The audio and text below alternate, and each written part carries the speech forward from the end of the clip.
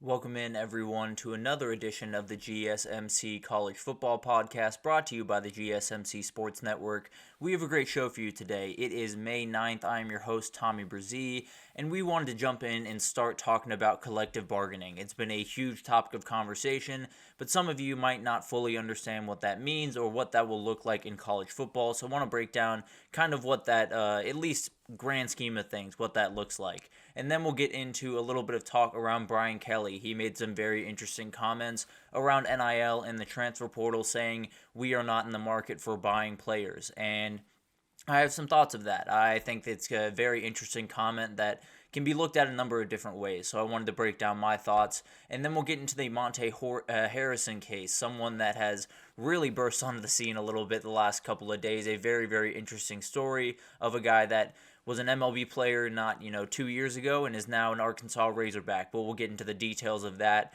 in the segment 3, and then we'll finish it off with a Hot Take Thursday, and it's all about the Clemson Tigers and their use of the portal. They went another portal cycle without bringing anyone in. They had 13 guys walk out this offseason, so I want to break that down for you guys, give you guys my thoughts and how Clemson might be down a road they can't turn back on. But before we jump in, I do want to remind you all we get tons of questions and comments throughout the show, and the best way for you all to get your question on the screen, get your comment on the screen, we can have a fun back and forth here, is to use the tip and donation link at the bottom of your screen, gsmcpodcast.net. It's a huge help not only to us here at the network, but to you all. You get to have your question or comment on the screen, you get to, give to the company a little bit, and definitely have a fun back and forth here. Again, that's gsmcpodcast.net if you'd like to use that.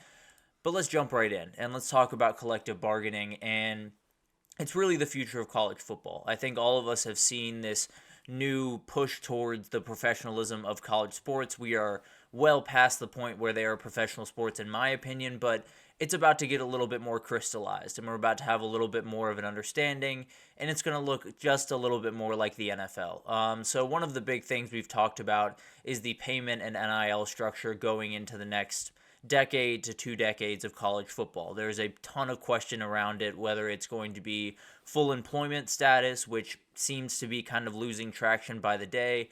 You have NIL structures that, include the collective as well as being able to pay athletes. You have a ton of different things that can be thrown around here and a ton of different ways to go about this. But revenue sharing is going to be a way about this. That is going to be something that is going to be used. There's no doubt in my mind. It will be a way that players get paid. That's just kind of the going theory and something that you've heard probably a lot about if you're following this type of thing. But the thing with revenue sharing is that's all well and good. It's great to have players cut in on some of the money that's coming in from these media deals and all of the money that's coming into these schools because of these players. Them getting a little bit of cut of that is not the worst thing in the world by any means.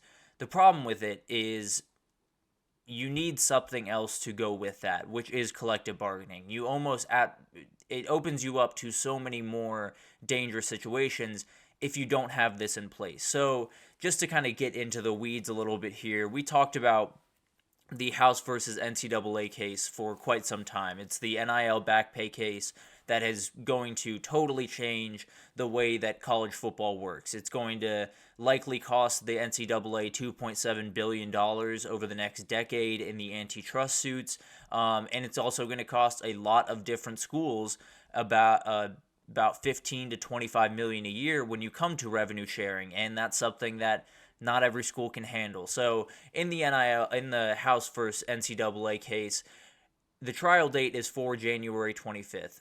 It has to be dealt with before that. We've talked about that a little bit. The number that it probably would get to if it got to a courtroom would not be something that the NCAA can handle at this very moment in time. So I very much expect that to get fixed in the near future.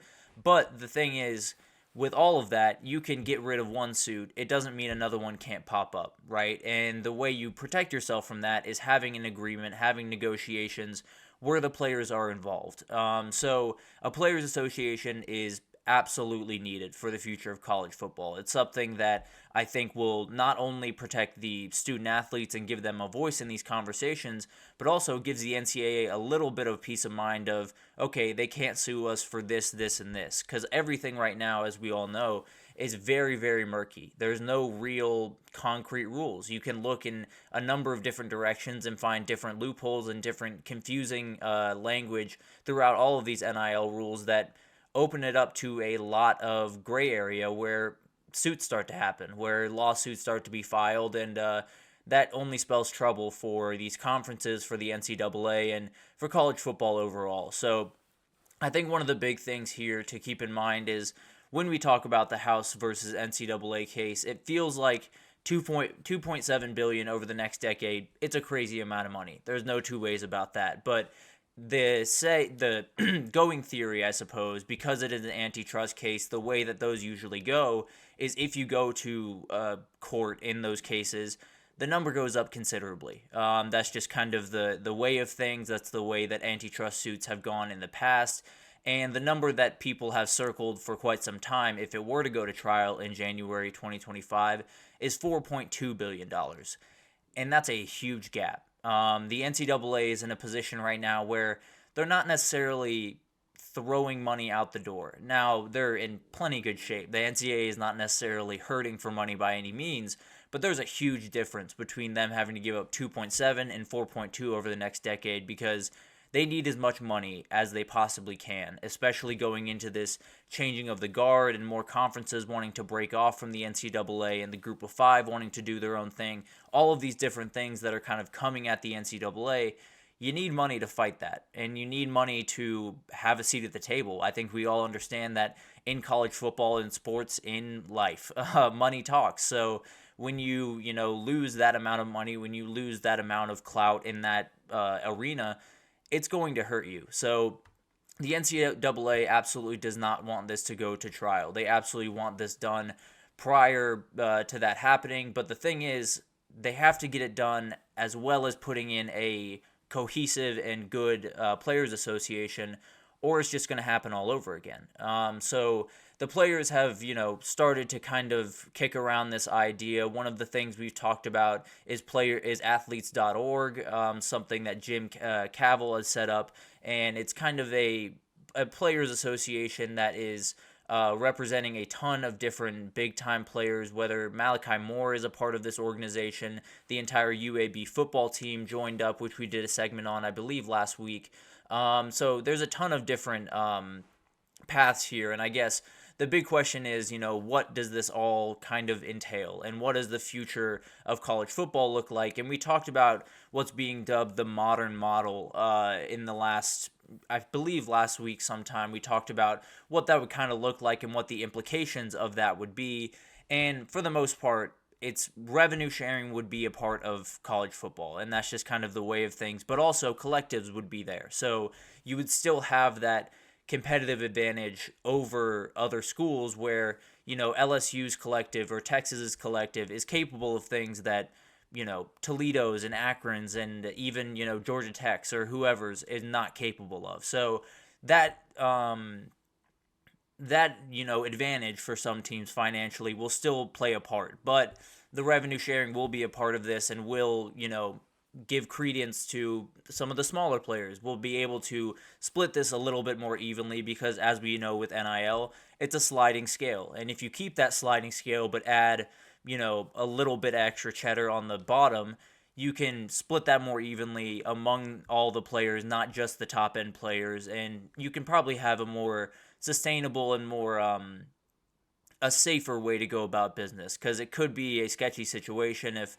you have collectives where the quarterback's making the most money and then you start doing revenue sharing and the quarterback's still making the most money. So I think if you do have collectives in on this conversation, it makes the splitting of the revenue sharing a little bit easier, to be totally honest with you, on all of the athletic departments across the country. We talked about the NCAA having to pay $2.7 billion over the next decade, and that does not remotely factor into what the Power Five is going to have to pay going forward when it comes to revenue sharing, the 15 to 25 million. So those two things are two separate entities, but obviously they play within each other because the NCAA being hurt hurts the entirety of college football. So it'll be really interesting to watch all of this stuff. I think a couple of different things that have been kicked around, and I think one of the things that has been really getting traction is this idea of signing kids not to super restrictive contracts necessarily, but signing them to contracts nonetheless and getting them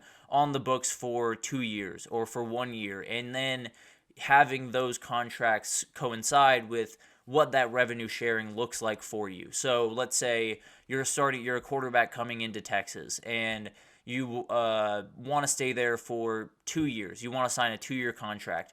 You would be making less hypothetically than the quarterback that signed at the same time that wants to stay for 3, because they know they have him locked down. They know that he's not going anywhere, and it helps out, just keeping kids where they are, which is a huge other battle. You want the transfer portal to be as benign as it possibly can be going forward, and that's probably going to be one of the solutions for that, where you can get a certain amount of money, but you got to give us, a certain amount of your time in return. So it'll be really interesting to see how that develops. I think most kids will figure out very quickly that they'd rather sign a 3-year deal with a school than a 1-year deal or 2-year deal, because I think they're figuring out that the transfer portal might just be a thing that you use, a break glass in case of emergency type of thing, not a entity that should be used willy-nilly. So we'll figure out what happens there. I think there's still a ton to be ironed out, but at the end of the day, it does feel like we're heading towards a players' association. We're heading towards kind of a collective bargaining between the players and the powers that be in college football.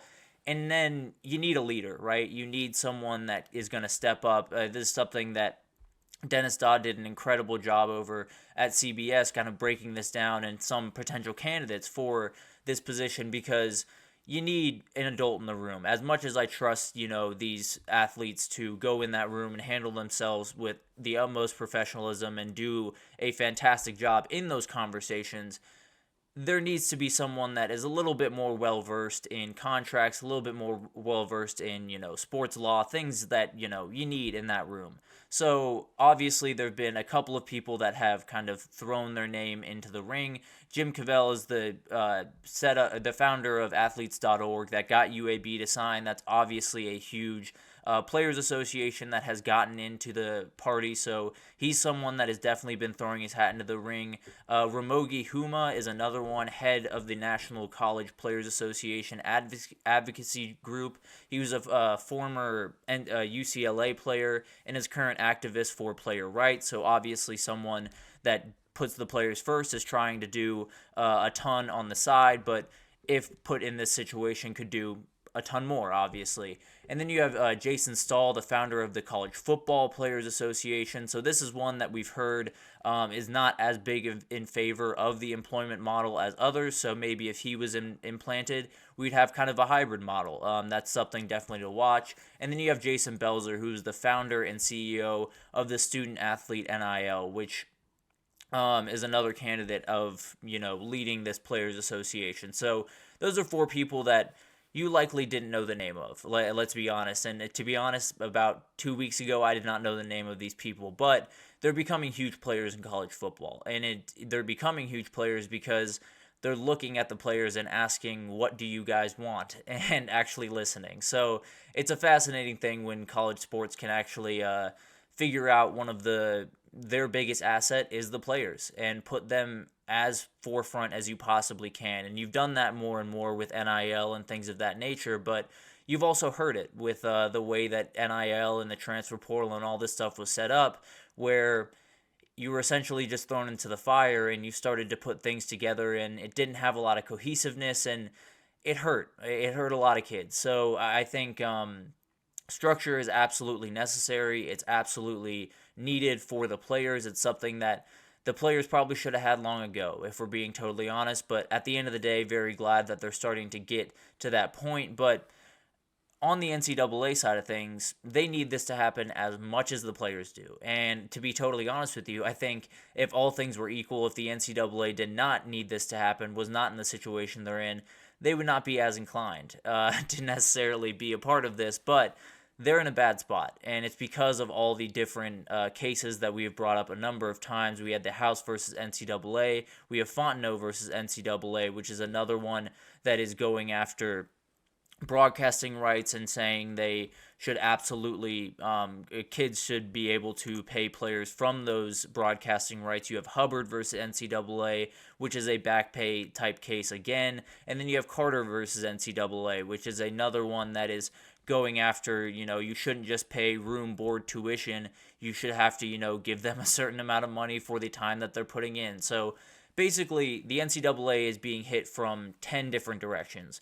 But the good news for them is if a players' association is put in place, if they get a collective bargaining agreement in place and it all makes sense and all the ducks are in a row, all 4 of those cases drop off their plate altogether. Just because all of those cases can pretty much be grouped together under the guise of they want players to be paid more money than they are currently. I think that's pretty much the gist of it, and definitely at least be a cut in on some type of regular basis salary, not necessarily, a bi-weekly or anything like that, but just they get a certain cut at every turn. There's not a, difference in performance. There's not a difference in play. It's a very concrete, crystallized structure. And if that happens, I think all of this stuff will go away. The NCAA will be in a better place, obviously still probably paying that $2.7 million in NIL back pay, but at least you get that off your back, right? And then you have Title IX implications that are very foggy, not sure how this is going to impact women's sports and non-revenue sports, and it's going to be a little bit of a mess on the back end, I'll be totally honest with you. And then you have expanded scholarships likely coming down the road. When you have more money going towards these athletes, there's going to be a little bit more money to go around. So I think there's going to be more scholarships, and also it's another way for the lower level or the players lower on the depth chart, the players that are maybe, get a little bit less money in the NIL.